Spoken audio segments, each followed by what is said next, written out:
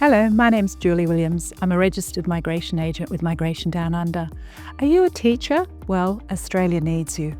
Teachers are in high demand of all areas, whether you're an early childhood teacher, a primary school, middle school teacher, or a secondary school teacher.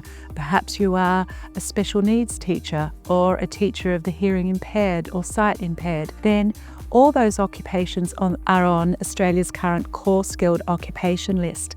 Now, what does that mean if your occupation is on that list? Well, that allows for employers to sponsor you, whether they are a private organisation, whether they're a government organisation. It all depends on the policy of the school, but it does give the school ability to sponsor you as a teacher, whether that be a temporary visa or a permanent visa. Also being on the core skilled occupation list, it also might mean that you have an independent pathway to permanent residency. Now, there's a couple of different visas that you could apply for independently.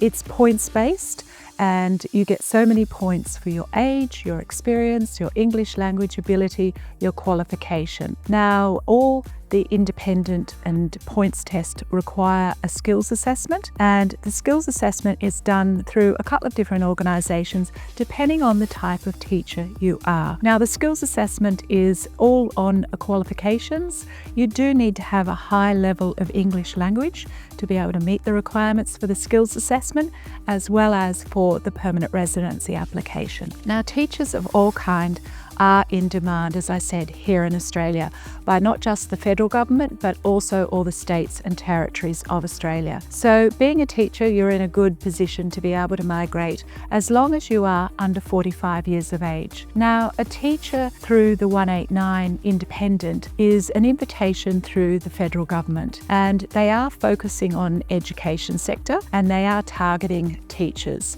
So whilst the points for the independent 189, the entry level is 65, the higher the points you get, the more likely it is that you're going to be in a better position to receive an invitation. Because how it works, you need to lodge an expression of interest first, and then when the governments are doing their invitation rounds, which I must admit for the 189 is quite sporadic, then you may get an invitation to then apply for your permanent residency. At the time of expression of interest, while it's a free application, you must make certain that all information that you've inputted is accurate at the time of invitation. So you do need to have a valid skills assessment, which generally speaking, they're valid for 3 years. You do need to have a valid English language assessment, and all your work references need to be up to date and current. With English language, even people that are native English speakers should be doing the English language test, especially for gaining additional points to make you more attractive to receive that invitation. The other way of employer sponsored through sort of an independent pathway, it's not necessarily independent, but it's state nominated. So each state and territory in Australia do get an allocation of allocation of numbers each migration program year. For 25-26, all the states and territories are still waiting